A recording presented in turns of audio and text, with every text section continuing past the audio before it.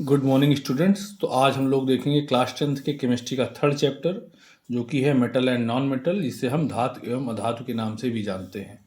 तो इस क्वेश्चन के फर्स्ट पार्ट को हम लोग देख चुके हैं, जिसमें हम लोगों ने 44 क्वेश्चन सॉल्व किए थे।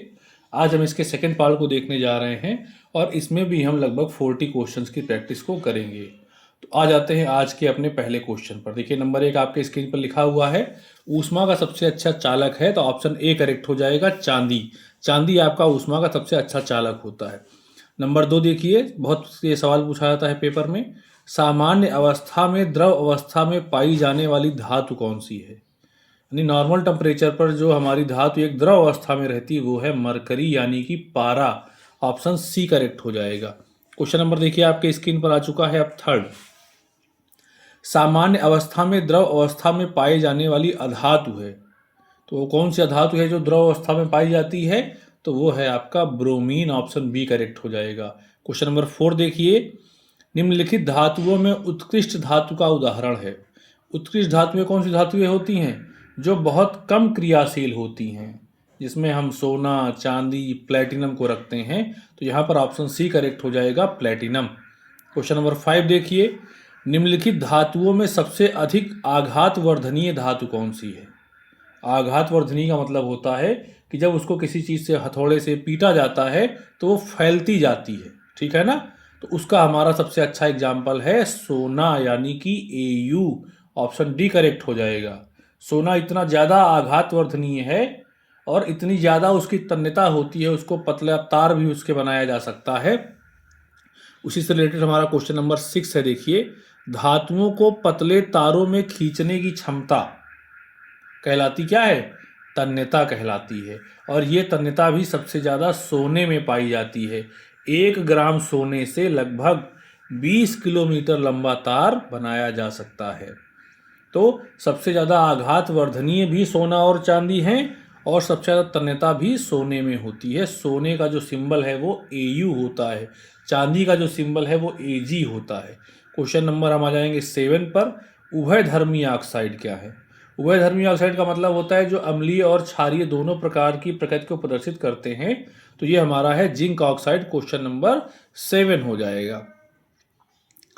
क्वेश्चन नंबर 8 देखिए आपके सामने स्क्रीन पर है। मैं थोड़ा सा इसका साइज आपके साथ लिए बड़ा कर देता हूं ताकि इजीली आपको ये दिखे स्क्रीन पर। निम्न में से कौन सी धातु अम्ल से हाइड्रोजन विस्थापित कर सकती है। तो अम्ल से हाइड्रोजन को वही धातु विस्थापित कर पाएगी जो हाइड्रोजन से ज़्यादा क्रियाशील होगी। और मैंने अभी आपको बताया था कि सोना, चांदी और प्लेटिनम ये बहुत कम क्रियाशील होते हैं। तो ऑप्शन बी, सी और डी तो आपके ऐसे ही गलत हो गए। सीधा ऑप्शन ए आपका करेक्ट हो जाएगा, Mg, यानी कि मैग्नीशियम। क्वेश्चन नंबर 9 देखिए, प्राकृतिक पदार्थ जिसमें धातु पाई जाती है, ठीक है ना। किसमें पाई जाती है, खनिज में। जब हम किसी भी चीज़ को पृथ्वी के अंदर से निकालते हैं जिसके अंदर कोई ना कोई धातु मौजूद होती है, उसे खनिज कहा जाता है। नंबर 10 देखिए, शुद्ध सोना होता है। शुद्ध सोना कितना होता है, 24 कैरेट का सोना को हम सबसे शुद्ध सोना मानते हैं, जो कि पहले इस्तेमाल किया जाता था, पर वर्तमान में धीरे धीरे उसके दाम के बहुत अधिक बढ़ जाने के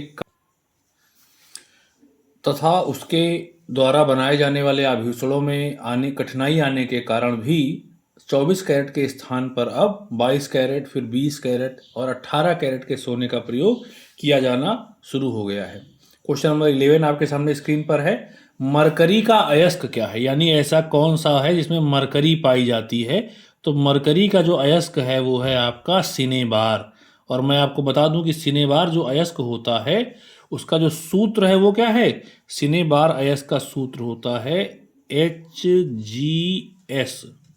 ठीक, तो इसको भी आप जरूर नोट कर लीजिएगा कि इसका जो फॉर्मूला है वो HGS होता है, सिनेबार अयस्क का। अब हम फिर से देखिए, तो मरकरी का अयस्क क्या हो गया, HGS हो गया, जो कि सिनेबार जिसे हम कहते हैं। अब हम आते हैं क्वेश्चन नंबर 12 के ऊपर। मिश्र धातु पीतल के अवयवी घटक हैं। पीतल दो चीज़ों से मिलकर के बनता है, कॉपर से और जिंक से, ठीक है ना। तो बी ऑप्शन करेक्ट हो जाएगा। क्वेश्चन नंबर 13 देखिए, अमलगम क्या होते हैं।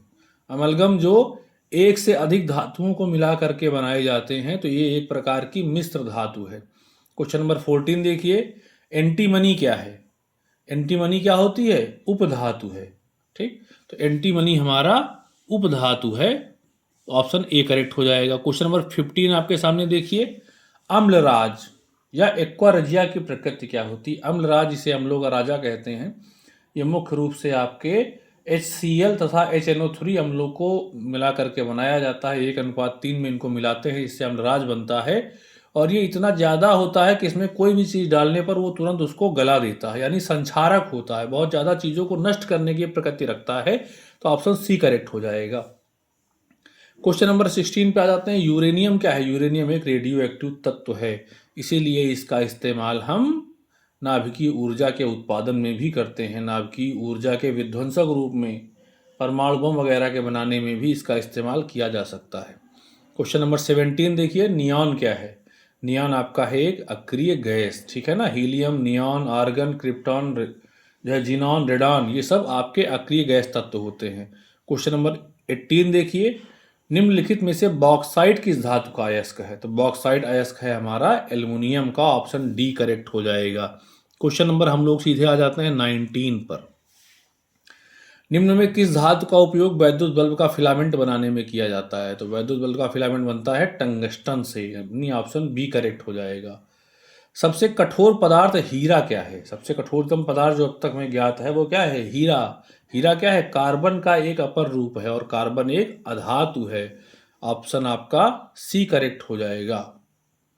ठीक, तो कहीं कहीं पर जो है हीरे को काटने के लिए भी किया जाता है। अब हम लोग आ जाते हैं क्वेश्चन नंबर 21 पर। धातु है, तो हमें चारों में से धातु को पहचानना है। तो धातु है हमारा ऑप्शन बी, यानी कि लिथियम करेक्ट हो जाएगा। क्वेश्चन नंबर 22 पर हम लोग आ जाते हैं। हमारे सामने देखिए स्क्रीन पर आ गया है 22। खाद्य पदार्थों को सुरक्षित रखने के लिए डिब्बों में जिंक के स्थान पर टिन का लेपन किया जाता है, क्योंकि, ठीक है ना। जैसे आपने देखा होगा तेल वगैरह के डिब्बे आते थे, इनको हम टीना कहते थे, तो वो आमतौर पे जो है लोहे के बना करके उनके ऊपर टिन की एक परत चढ़ा दी जाती है। ऐसा क्यों किया जाता है? क्योंकि टिन जो है वो जिंक की तुलना में कम क्रियाशील है। तो ऑप्शन बी करेक्ट हो जाएगा। क्वेश्चन नंबर 23, निम्नलिखित में से कौन सी धातु जल के साथ सामान्य ताप पर ही अभिक्रिया कर लेती है? तो वो है सोडियम। सोडियम जल के साथ अभिक्रिया कर लेता है। अगर हम सोडियम के छोटे छोटे टुकड़ों को किसी तालाब में फेंकते हैं तो वो विस्फोट के साथ में जलता है, विस्फोट के साथ में अभिक्रिया करता है। ठीक, क्वेश्चन नंबर हम आ जाते हैं 24 में। एल्युमिनियम की सतह पर ऑक्सीजन परत कहलाती है, इसे हम एनोडिंग कहते हैं। ऑप्शन ए करेक्ट हो जाएगा। क्वेश्चन नंबर 25 देखिए, जस्ता धातु हाइड्रोक्लोरिक अम्ल से क्रिया करके कौन सी गैस निष्कासित करेगी? तो जस्ता यानी जिंक, Zn, हाइड्रोक्लोरिक अम्ल यानी HCl। तो Zn जब HCl से अभिक्रिया करेगा तो वहां से क्या करेगा? हाइड्रोजन को हटा देगा, तो हाइड्रोजन गैस बाहर निकलेगी। ऑप्शन सी करेक्ट हो जाएगा। क्वेश्चन नंबर 26 देख लेते हैं। निम्न में से कौन सी धातु ठंडे जल से हाइड्रोजन गैस निकालती है? ठीक है ना, तो ये है हमारा पोटेशियम।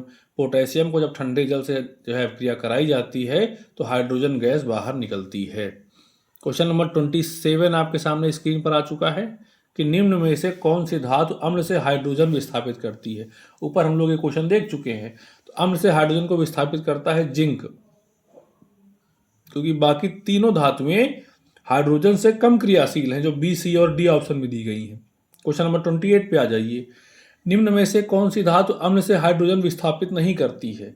तो जो हाइड्रोजन से कम क्रियाशील होगी वो अम्ल से हाइड्रोजन को विस्थापित नहीं कर पाई, और वो है हमारा कॉपर। ऑप्शन सी करेक्ट हो जाएगा। क्वेश्चन नंबर 29 आपके सामने देखिए स्क्रीन पर ये आ चुका है। अम्ल से क्रिया करके हाइड्रोजन गैस विस्थापित करने वाला, फिर से वही क्वेश्चन रिपीट हो रहा। अम्ल से हाइड्रोजन गैस कौन निकालता है? जिंक निकालता है, क्योंकि बाकी तीनों हाइड्रोजन से कम क्रियाशील है। क्वेश्चन नंबर 30 देखिए, कॉपर जो है तांबा, वो किसका अयस्क? तांबे का अयस्क कौन सा है? तांबे का अयस्क होता है मैलेकाइट। ऑप्शन बी करेक्ट हो जाएगा। तीसरा देखिए क्वेश्चन नंबर 31 देखिए, अधातु है। अधातु कौन है? फ्लोरीन। ऑप्शन बी करेक्ट हो जाएगा। फ्लोरीन एक गैस है, और गैसें जो हैं वो अधातुओं में आती हैं। क्वेश्चन नंबर आपका 32 में हम लोग आ जाते हैं। मैट में मुख्यतः क्या होता है? मैट दो चीज़ों से मिलकर करके बनाया जाता है, Cu2s तथा FeS, यानी ऑप्शन सी हमारा वो बिल्कुल करेक्ट हो जाएगा। क्वेश्चन नंबर हम लोग आ जाते हैं 33 में। ठीक, 33 का जो क्वेश्चन है उस पर हम लोग आते हैं कि निम्नलिखित में से कौन सा तत्व तनु अम्ल के साथ संयोग करके हाइड्रोजन गैस निकालता है। फिर से वही क्वेश्चन, बार बार वही क्वेश्चन रिपीट हो रहे हैं। तो ये है हमारा जस्ता यानी कि जिंक, ऑप्शन सी करेक्ट हो जाएगा। क्वेश्चन नंबर 34 देखिए, ताम्र ग्लांस का रासायनिक सूत्र क्या है। ताम्र ग्लांस जो है वो एक तरह से आप कह सकते हैं कि तांबे का एक अयस्क होता है, एक यौगिक है, Cu2s होता है इसका सूत्र। ऑप्शन ए करेक्ट हो जाएगा। इसे हम कापर ग्लांस भी कहते हैं। क्वेश्चन नंबर 35 आपके स्क्रीन पर देखिए आ चुका है। क्लोराइड अयस्क का उदाहरण कौन सा है। क्लोराइड अयस्क का उदाहरण है horn silver. Option D correct हो जाएगा, यानी इसमें Cl पाया जाता है। क्वेश्चन नंबर 36 देखिए, कैल्कोसाइट किसका अयस्क है। तो कैल्कोसाइट भी आपका कॉपर का अयस्क है, यानी कि तांबे का अयस्क होता है। 37 देखिए, जर्मन सिल्वर में कौन सी धातु नहीं होती है। तो जर्मन सिल्वर जो होता है वो 3 धातुओं से मिलकर के बनता है। एक है कॉपर, एक है जिंक और एक है निकिल। उसमें कौन सा नहीं होता, उसमें चांदी नहीं पाई जाती है। तो ऑप्शन सी आपका Ag जो है वो करेक्ट हो जाएगा। क्वेश्चन नंबर 38 पर हम लोग आ जाते हैं। फफोलेदार तांबे में कॉपर की प्रतिशत मात्रा कितनी है। तो फफोलेदार तांबे में कॉपर की परसेंटेज कितनी होती है, 98%। ये कॉपर के सबसे अधिक मात्राओं में से एक होता है, 98%। ऑप्शन ए करेक्ट हो जाएगा। क्वेश्चन नंबर 39 आपके स्क्रीन पर देखिए लिखा है, पीतल क्या है। पीतल एक प्रकार की मिश्र धातु होती है, जिसका इस्तेमाल हम लोग खास करके जो मंदिर में लगने वाले घंटे हैं या पहले पीतल के बर्तन भी बनते थे, इनमें किया जाता है। क्वेश्चन नंबर 40 देखिए, वह प्रक्रिया जिसके कारण चांदी के ऊपर काली परत व तांबे के ऊपर हरी परत चढ़ जाती है, तो इसे क्या कहते हैं। ये प्रक्रिया संक्षारण कहलाती है। तो इस तरह से हम लोगों ने इन 40 क्वेश्चंस की प्रैक्टिस कर ली है। इस तरह से दोनों पार्ट्स अगर को हम मिला दें तो हम लोगों ने इस चैप्टर के 84 क्वेश्चंस को सॉल्व करके उस पूरे चैप्टर को रिवाइज कर लिया है। आप सभी लोग इन दोनों वीडियोज को देख करके निश्चित तौर पर ही काफ़ी कुछ आपने सीखा होगा। ये क्वेश्चंस ना सिर्फ 9 से 12 में पढ़ने वाले विद्यार्थियों के लिए इम्पॉर्टेंट हैं, बल्कि जो भी हमारे एस्पिरेंट्स फिजिक्स के जो है एग्ज़ाम की तैयारी कर रहे हैं, जिसमें फिजिक्स आती हो, जिसमें साइंस आती हो, तो जिसमें केमिस्ट्री आती हो, तो उन सभी के लिए भी ये इक्वली आपका यूजफुल रहेगा। तो लगातार आप हमारे साथ जुड़े रहें, चैनल को सब्सक्राइब करते रहें, अपने दोस्तों के साथ में शेयर करते रहें, लाइक और कमेंट भी करते रहें, और नोटिफिकेशन आइकन को आप ऑन करके रखें, जिससे कि जैसे ही कोई वीडियो जो है चैनल पे आता है तो वो तुरंत आपको नोटिफाई आप हो जाएंगे, तुरंत आपको सूचना मिल जाएगी और आप तुरंत उस वीडियो को देख करके अपने ज्ञान में कुछ वृद्धि कर सकते हैं और सफलता को प्राप्त करने में ये वीडियो एक सहायक आपके लिए हो सकता है। Thank you so much for connecting with us.